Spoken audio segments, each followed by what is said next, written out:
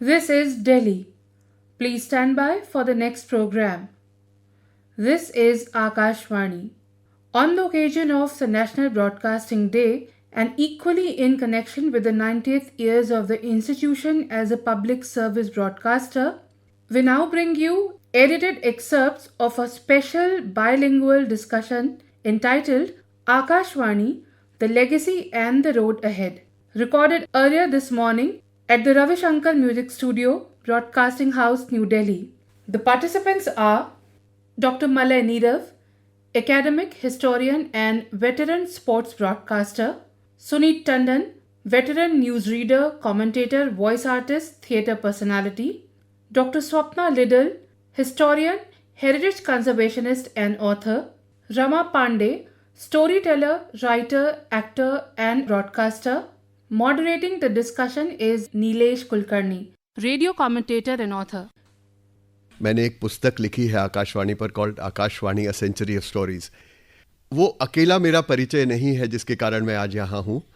ये मुझे जो आज मायका सा महसूस हो रहा है स्टूडियो में, उसका कारण है कि मेरा आकाशवाणी के साथ संबंध बहुत पुराना है।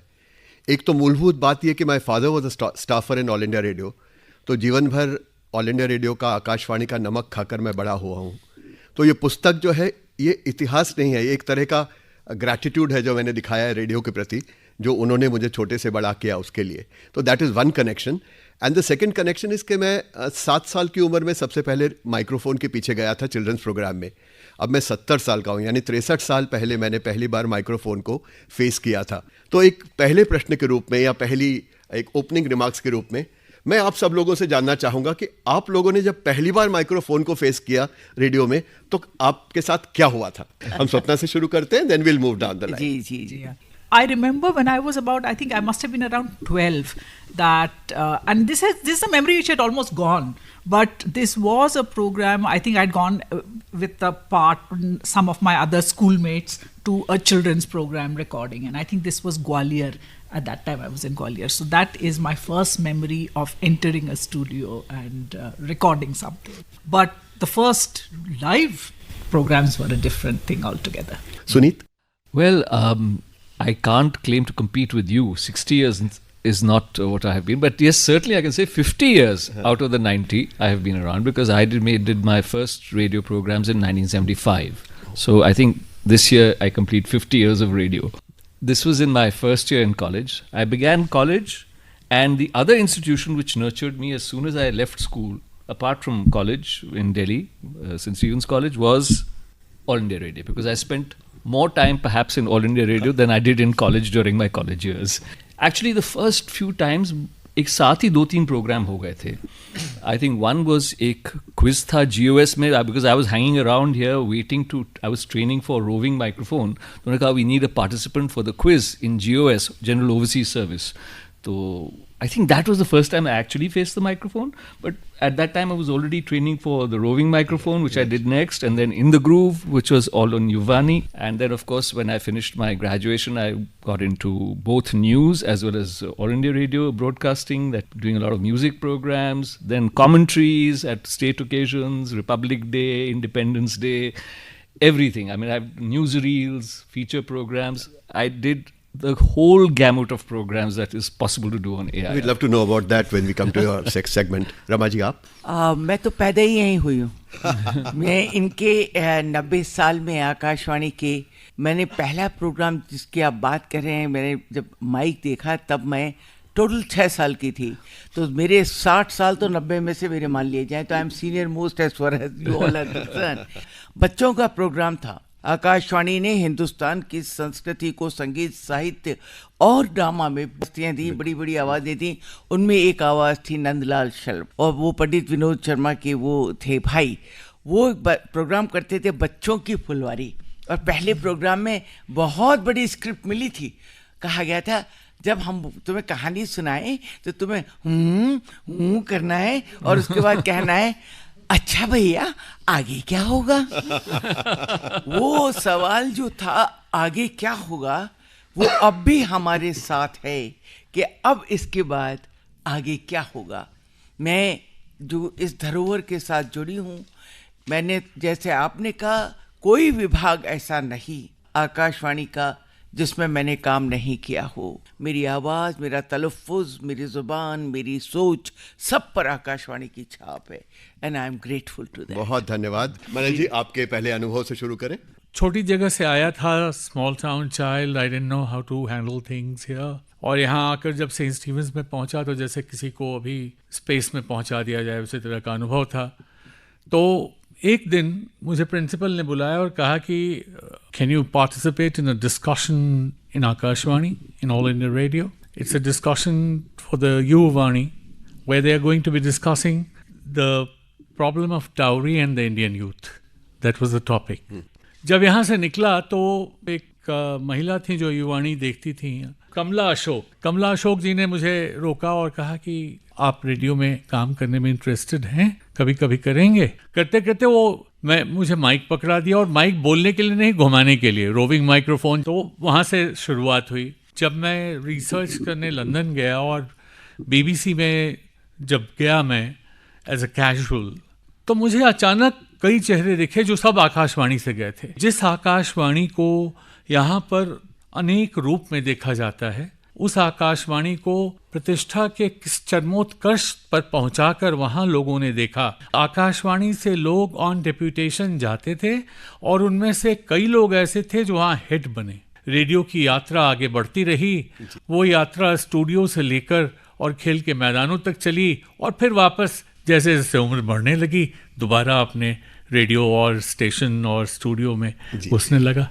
Swapna is a historian who specializes in the study of the built heritage of Delhi. I think from that perspective, if Swapna, you would enlighten us on what this building is like. All India Radio started in Delhi. It started from a bungalow which was in the civil lines on Alipur Road. And of course, that was a stopgap treatment. That was temporary, and they needed a specialized building with proper studios and to be able to fit all that equipment and all of that. And at that stage in the 30s and 40s, the focus had shifted from civil lines to New Delhi. New Delhi was the place where all these institutional structures, all these public buildings were coming up, and therefore it was natural that the All India Radio building would be built here as well, Broadcasting House.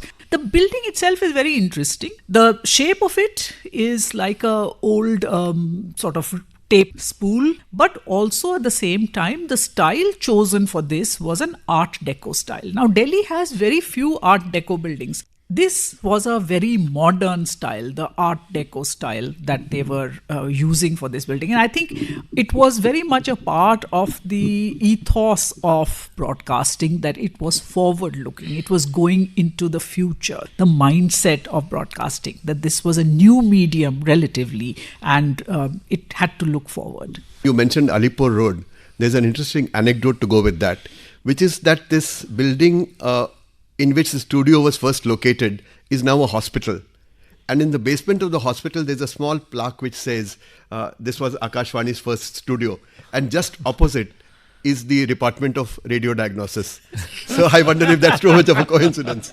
Yes. Swapna, this heritage thing, your connection with radio was also that you did a live program on the heritage of Delhi. I was invited to be a regular guest on a program on FM radio which is called Barish Sawalon Ki, a weekly program. And this carried on for a few years. This was a live show which would be answering people's questions on the history of the city, particularly its buildings. And I used to answer those questions. It was quite a challenge because it was live. I had to draw on my understanding of Delhi's built heritage to come up with the answer.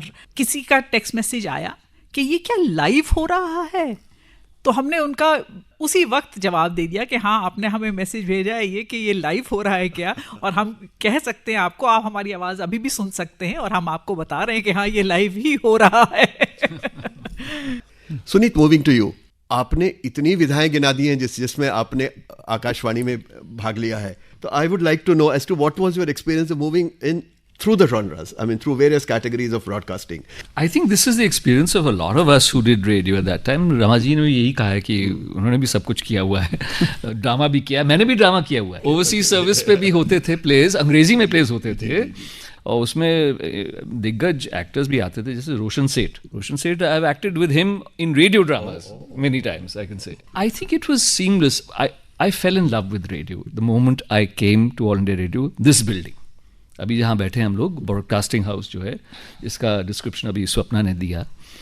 It is a building for me, a second home definitely. तो जहाँ पर कोई opportunity आती थी कि ये भी हो रहा है, वो भी हो रहा है, सब जगह अपना कह देते अच्छा हम ये भी ट्राई करेंगे, हम वो भी करेंगे. और बहुत ही अच्छा रहा बिकॉज बहुत अच्छे लोग यहाँ पर काम करते थे, एंड आई एम श्योर अभी भी करते हैं. Very encouraging of young people. I was at that time about 17-18 years old because I was in first year. किसी ने ऐसा नहीं किया कि डिस्करेज किया, सब ने इंकरेज किया बहुत ज़्यादा. And I fell in love with the medium. I loved being in front of the microphone, and I loved doing live programs, to take on Swapna's point. Kyunki all the music programs were all live. News was live. The electricity of doing a live program is something completely different and has to be experienced. The real thrill of doing live programs was when I didn't even have a script in front of me. And you had to just improvise everything. And which is what helped me then take on things like commentary. Yeah. Because live commentary, you can't have a script. You can only know what is going on and you can describe it. Gaya so gaya. You have to do. And it was such a thrill to do my first live commentary on Republic Day with the great Melville DeMello. He had already retired, but he used to come back to do these commentaries. So it was a great education to be able to do that commentary in his presence, sitting with him as a colleague. So these are exceptional memories that one has. And this particular studio that you're talking about, where we are sitting right now, this used to be called Studio One, if I'm not mistaken. Yes, it was. And this was the studio which gave birth to the very famous genre of music, Vadya Vrind and Vrindagan. The AIR orchestra used to sit over here where we are sitting, and it was established by the great Pandit Ravi Shankar. Yes. And other greats such as, in my time I remember Emini Shankar Shastri, the Veena player, he used to be directing that orchestra, and they used to do their recordings right here where we are sitting. As far as the news is concerned, the people who were in, the greats who were still around at that time was Surajit Sen, Borun Haldar, of course, Latika Ratnam, Pamela Singh. These were the really stellar newsreaders at that time, and they were wonderful people. I must say they were also very encouraging. Surajit was, I think, at that time chief newsreader when I started doing news in 78, 79. Later on, it was Borun and Sushil Javeri. Sushil was famous for not doing his marking of his script in advance. He had this uncanny ability to read a script and he would be scanning 3 lines down. And he would be underlining, marking his pauses and doing it 3 lines beyond the space where he was actually reading. Yes. This was something you should watch him, in the studios. It was incredible and completely admirable. In Hindi, Devkinandan Pandey ji used to be around. Yes. And as an announcer, there was Mr. Bhaduri was here. He was again a fabulous gentleman who was always dressed in his crisp white kurtas. So wonderful people and great memories of that time. Sometimes we tend to question and ask as to what is the relevance of radio? What is the relevance of All India Radio? So I went and asked a veteran broadcaster about this. Now he used to do a lot of features on All India Radio. So I went and asked him, you do features, but does anybody ever listen to them? Then as luck would have it, at that moment he got a call and he put that call on speakerphone. It was some farmer from some village of Madhya Pradesh who called him to say, बड़ी मुश्किल से आपका number मिला है, मेरी बेटी ने civil services crack करना था, तो पूरा आपके कार्यक्रमों को रोज सुनती थी और जो सुनती थी उसके नोट्स बना के रखती थी और सिविल सर्विसेज उसने आज क्रैक कर लिया है. तो my friend told me and said, look, do you think I am irrelevant? I had no answer. And I think that is one for which the audience and all of us need to give a really big, big hand. Because radio is something that has really brightened up lives. Absolutely. Rama ji, आपके अनुभव हम साझा करें? मैं एक बहुत छोटे शहर के बहुत बड़े आकाशवाणी केंद्र से आती हूँ. मुझे खड़ा किया गया युवाणी का चेहरा बनाकर. पहला युवाणी का कार्यक्रम जयपुर से प्रसारित हो रहा था. मधुमालती उसकी प्रोड्यूसर थी. रमा पांडे ने युवाणी जो ओपन की तो उससे द्वार ओपन हो गए और मुझे लगा कि ये जो ड्रामा है ये जीवन में जाएगा. और उस युवाणी के बाद जब हम करते थे अनाउंसमेंट तो एक बार ऐसा हुआ और वो हिस्ट्री में गया है कि जल तरंग बज रही थी तबले वाले की और जल तरंग बजाने वाले के आपस में हो गया झगड़ा. Live program national. क्या हुआ, राग बजाया उसने भैया मारवा। अब उसमें नी तो नहीं आना है, तो क्या करे। हमारा तबला वादक उसने फटाक से हाथ बढ़ाया, उसने नी का प्याला उठाया। सबको पता है ना जल तरंग क्या होती है, प्याले में पानी होती। उसने नी का प्याला उठाया, पी लिया। अब वो क्या करेगा, मारवा नी के बगैर बज नहीं सकता। फिर यहाँ तक जाए, धा तक धा धा धा धा धा, फिर लौट जाए बेचारा, फिर धा धा धा। पूरा उसका बेचारा नेशनल प्रोग्राम की ऐसी तैसी हो गई किसी तरह। और हम लोग बाहर हंस हंस के प्रोग्राम। अब मैं अब बैठी तो हूँ, चला तो रही, पर मैं क्या कर सकती हूँ एज ए प्रैक्टिस। उसने पी लिया तो पी लिया, मेरा प्रोग्राम भी नहीं। अब पहली बार ऐसा हुआ मारवा में नहीं हुआ। खैर, उसमें मुझे दी गई एक बात कि आप सैनिक भाइयों के पास जो घायल होकर मिलिट्री हॉस्पिटल में आए हैं, उनकी आप फरमाइश मंगा करके और वो सैनिक गीतमाला आप पेश करोगी और उनके घर वालों को भी बता दो। तो मैं गई तो एक मेजर साहब ने अपना मुझे दे दिया। बेचारे के हाथ भी कटे थे, पैर भी कटे थे। वो जो गाना था प्रिया राजवंश वाला, उसमें था कि मैं आऊँगा ज़रूर, ये उसने कहा। बदले में उसकी वाइफ ने जब अगले वीक का अपना पत्र भेजा तो कहा, ओ पवन वेग से उड़ने वाले घोड़े, तुझ पर सवार है मेरा सुहाग है वो, रखियो रे लाज मेरे शान की। मैंने वो भी बजाया। फिर मैंने सोचा why don't I go and tell him कि तुम्हारी वाइफ ने ये भेजा। मैं गई, पलंग खाली था। अभी मेरा गला भरता है। पर अब हम आगे बढ़ते हैं। Malay, thank you for the patience. आपने हम सब लोगों को इतनी देर तक बहुत शांति से सुना। अब हम उसी शांति के साथ आपको सुनना चाहेंगे कि सबसे पहले पॉडकास्टिंग में आप बताइए, आप पॉडकास्टिंग में जाने का आपका अनुभव, स्पोर्ट्स कास्टिंग में आप कैसे पहुंचे? जितने लोगों ने यहाँ जितनी बातें कही हैं, हर के साथ, हर ब्रॉडकास्टर के साथ ऐसा हुआ होगा, ऐसा होता है, और जो आप में से नए हैं आपके साथ ऐसा होगा। तो मैं आपको, I am just trying to relate radio, especially Akashvani, with some of my own anecdotes which I have in my store.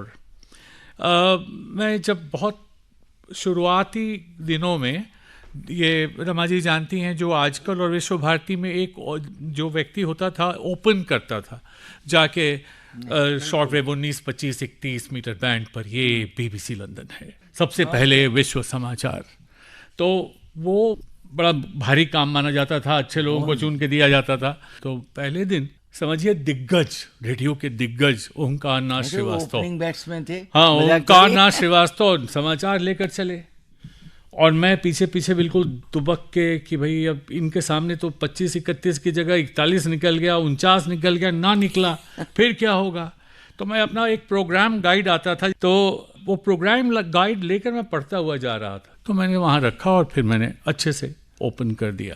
1-2 बार ऐसा हुआ, तीसरी बार ओंकार जी ने ऐसे बुलाया। जब वो बुलाते थे तो हम लोग सब घबराते थे कि पता नहीं अब क्या बोलेंगे, ब्रॉडकास्टिंग की दुनिया के दिग्गज हैं। So very sheepishly I went to him and I said, sir कुछ गलती हो गई क्या? बोले नहीं, गलती नहीं, तुम बहुत अच्छे ब्रॉडकास्टर बनोगे, लेकिन स्क्रिप्ट को छोड़ो, कागज में बंधोगे तो बंधे रह जाओगे, बंधनों को तोड़ो, इस कागज को छोड़ो, कागज को रखो जरूर अपने सामने। मैं आज के हर प्रसारक को ये कहता हूँ। तो ये एक और था कि ब्रॉडकास्टर की नज़र स्क्रिप्ट पर न रहे और घड़ी पे हमेशा रहे। ये भी हमने वहीं सीखा कि घड़ी पे नज़र हमेशा रहे। अब इन्होंने पूछा कि खेल की दुनिया में आप कैसे पहुंचे, खेल पत्रकार कैसे बने। उससे पहले मैं एक बात बताता हूँ, मैं एनवायरनमेंट और हेल्थ प्रोग्राम करता था। तो 2-4 लोग हमारे साथ जो लंदन में रहते थे, उन्होंने कहा कि हमारे दोस्त थे विजय राणा और शिवकांत, ये लोग विकास भूमि प्रोग्राम करते थे। तो उन्होंने कहा, मलय जा रहे हो उधर उत्तर प्रदेश बिहार, तो एक पैकेज बनाकर ले आना, पोल्यूशन जो शुगर मिल्स से हो रहा है। तो उन्हीं में से एक सज्जन जो आकाशवाणी के ट्रेंड नहीं थे और अपने आप को बहुत बड़ा प्रसारक मानते थे, ही टोल्ड मी वेरी सरकास्टिकली, बनाना लेकिन आकाशवाणी वाली हिंदी मत बोलना। So I was not very happy with the remark because बिल्कुल। तो मैंने कहा अच्छा ठीक है, कोशिश करूँगा। तब को ही एक जगह है बिहार और उत्तर प्रदेश के बीच में, वहाँ उस पूरे बेल्ट में शुगर फैक्ट्रीज हैं, उसमें एक नदी बहती थी शुगर फैक्ट्री के पीछे, तो एक किसान अपनी लंगोट और सर पे एक टोपी थी, शरीर पे कोई कपड़ा नहीं था, धूप में काम कर रहा था। मैंने कहा इसका इंटरव्यू किया जाए।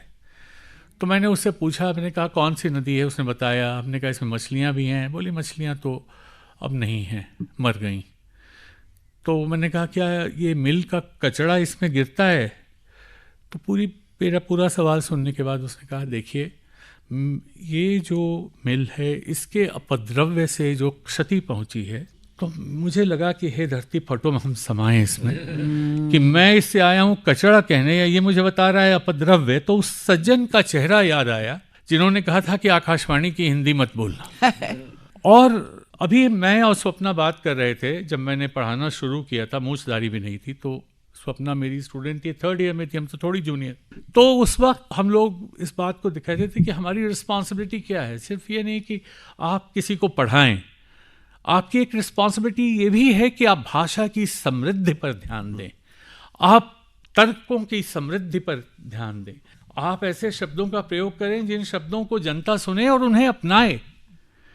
तो इसलिए मैं कह रहा हूँ कि आकाशवाणी का योगदान, और जब मैं वहाँ गया तो मुझे लगा कि जैसे BBC है या डॉचे वेले है या त्रिपाठी जी जो इनके साथ काम कर चुके थे, वॉइस ऑफ अमेरिका में चले गए थे। आप माने न माने, कोई कहे ना कहे, मैं दावे के साथ कह सकता हूँ कि अगर 24 कैरेट का सोना तलाशने के लिए प्रसारण की दुनिया में निकले तो आकाशवाणी के अलावा और कहीं नहीं मिलेगा। क्या बात। और इस बात को वो सब मानते थे, ये मानक था, ये मापदंड था। मैंने जीवन में कभी हिंदी नहीं पढ़ी, कभी नहीं, न स्कूल में न कॉलेज में। एक छोटा विषय होता था जिसमें पास होना था। क्यों सपना? पास होना था कि भाई इम्तहान दिया, पास हो गया। लेकिन जो मेरी भाषा समृद्ध हुई और जो मुझे एक, आप कह सकते हैं कि एक संतोष हुआ, आत्मसंतोष, कि मैंने एक भाषा सीखी और प्रसारण के माध्यम से आम जनता तक उस भाषा को पहुंचाया, और उसके बाद जनता ने उसको पसंद किया। एक आखिरी बात कहता हूं आपको, जब हम लोग यहाँ बैठते थे अपने न्यूज़ रूम में और होता था कि स्पोर्ट्स में क्या क्या कवर हुआ है, कैसे कैसे कवर होगा, मैं BBC की बात कर रहा हूँ जहाँ मैं कंसल्टेंट स्पोर्ट्स एडिटर था। तो मैं कहता था कि उस समय आधे घंटे का स्पोर्ट्स स्कैन प्रोग्राम जाता था, तो मैं कहता था कि स्पोर्ट्स स्कैन सुन लीजिए कि उसमें क्या क्या गया और उसी में से अपने विषय निकाल लीजिए।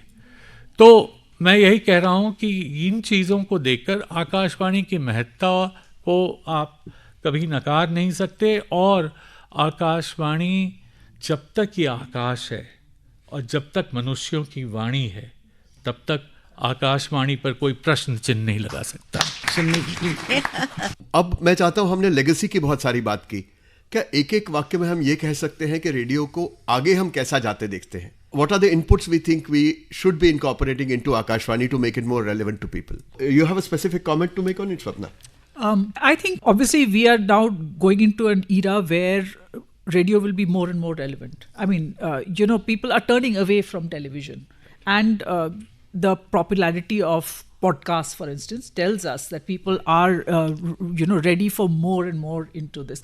I think more of moving into areas of interests that people have, bringing more diverse voices into a public broadcaster like this. I think that is the way forward. Right. Sunit, do you have any comments to make on this? What is the way forward? What do you look at as the potential thing to do and the right thing to do for it? Oh, I completely agree with Swapna. The popularity of podcasting has, I think, completely proved that audio alone media is something that is there to stay and is becoming more and more popular. And because you can do a lot of other things while you're listening. And TV requires too much engagement. TV is very much on the decline. So radio has this unique opportunity, and as Swapna has also said, if you have different kinds of voices coming in, different areas of interest being engaged, and you give a lot of research-based programs as well as programs which engage the common people, I think you are bound to, quite apart from the music programs, which are very popular as well, and the music should also be across the entire spectrum of music forms and genres. It should not be only that we cater to only the pop music. Yes. The classical, the folk has a huge place in radio, and radio has played a tremendous role in popularizing these art forms. So, and it must never shrink back from that. And public service broadcasting, such as AR is sort of All India Radio, Akashvani now is committed to, must pay attention to that. So I think with this, even if it is only in a niche, you are improving, as has been said, the level of appreciation of the audience and their knowledge. You are increasing that, and that is what public service broadcasting is supposed to do. So that goal, that mission should never be lost sight of, and there should be no dumping down. Thank you so much Sunit. Malla, आप कुछ कहना चाहेंगे? आप standards भाषा के बारे में बात कर रहे थे कि भाषा के स्तर को कैसा आपको मतलब मेंटेन करना हमारी आकाशवाणी की जिम्मेवारी है। वो लंबी खिंच जाएगी बात, फिर भी थोड़े में बताएं। छोटे में मैं ये कहना चाहूँगा कि सबसे पहली बात, जैसे फॉरवर्ड लुकिंग, कि see the biggest plus of radio is its accessibility, right? You don't have to get stuck to the screen all the time. That's one. So the only way to improve radio the way it is now, and it has been moving along those lines, is take the radio out of the studio. This is the first thing that you need to do. So long as it is confined to the four walls of the studio, जिसको हम कहते हैं ना, एक होता है शब्द चित्र और एक होता है चित्र शब्द. तो जब शब्दों में चित्रण करना हो, तो जो चित्रण करने वाला है वो जब बाहर खड़ा है, बाहर की एम्बियंस है, जनता के बीच खड़ा है, उसको वहाँ की फील होनी चाहिए कि हाँ ये रेडियो है, जिससे जो कुछ दिखाया जा रहा है अच्छा है कि हम वो ना देखें मगर हम सुन पा रहे हैं. तो ये एक बहुत बड़ी चीज़ है. और जहाँ तक भाषा का सवाल है, मुझे ये लगता है कि कोई भी भाषा अजर अमर नहीं है उसके वर्तमान स्वरूप में. इसमें डायनेमिज्म नहीं आएगा अगर स्टैटिक रहेगी तो नहीं. इसको एक अम्ब्रेला के रूप में देखिए, एक छतरी है जिसके अंदर आप सबको ले रहे हैं, लेकिन छतरी की डंडी टूट गई तो बाकी लोग भी भीग जाएंगे और जिसने पकड़ा हुआ है वो भी भीग जाएगा. इसलिए जो मौलिक भाषा है उसको इधर उधर मत होने दीजिए. और अंत में जो अभी कम उम्र के प्रसारक हैं उनसे मैं फिर से एक बार फिर कहूँगा कि there is no shortcut. Thank you very much, Malay. I think the point Suneet made was that we need content-rich, well-researched programs. As on date, I don't think anybody except Akashvani is having the courage to air content-rich programs backed by solid research. So if this is the way for the future, I think it's a great foundation on which we are, and from here Akashvani is only going to go forward. Rama ji, कुछ closing comments के लिए आपके पास? हाँ, किसी भी सूरत हाल में आकाशवाणी का जो अपना एक स्वरूप है वो रहना चाहिए. ये समाज का एक ऐसा अस्त्र है जिससे समाज जिंदा है, संस्कृति जिंदा है. तमाम हमारे जितने भी प्रदेश हैं, राज्य हैं, सबकी संस्कृति उनके अपने अपने आकाशवाणी है. ये जनता की वाणी है. ज्यादा भागीदार बनाओ युवाओं को, रोविंग माइक अपना बाहर ले जाओ, कोशिश करो गृहिणियों को इसमें लाओ. बहुतों के पास बहुत कुछ कहने को है. प्रोग्राम्स की वैरायटी तो आपके पास अनंत है. हरि अनंत, हरि कथा अनंता. हरगिज रेडियो सुनना मत भूलो, क्योंकि आंख थक सकती है लेकिन कान नहीं थकता. वाह वाह. इसी के साथ आज इस सत्र को समाप्त करते हैं. आकाशवाणी की तरफ से आप सब लोगों का तहे दिल से शुक्रिया, और हम सब की तरफ से आकाशवाणी का शुक्रिया कि हमें यहाँ बुलाया और अपने विचारों को साझा करने के लिए ये मंच हमें आपने दिया. बहुत बहुत धन्यवाद. नमस्कार. नमस्कार. आभार. नमस्कार. थैंक यू का भी आभार. जोरदार तालियां. सुनने वालों को मालूम पड़े आप लोग यहीं थे. You were listening to edited excerpts of a special bilingual discussion entitled Akashvani, The Legacy and the Road Ahead, recorded earlier this morning at the Ravi Shankar Music Studio, Broadcasting House, New Delhi. The participants were Dr. Malay Neerav, Suneet Tandon, Rama Pandey and Swapna Liddle. Moderating the discussion was Nilesh Kulkarni.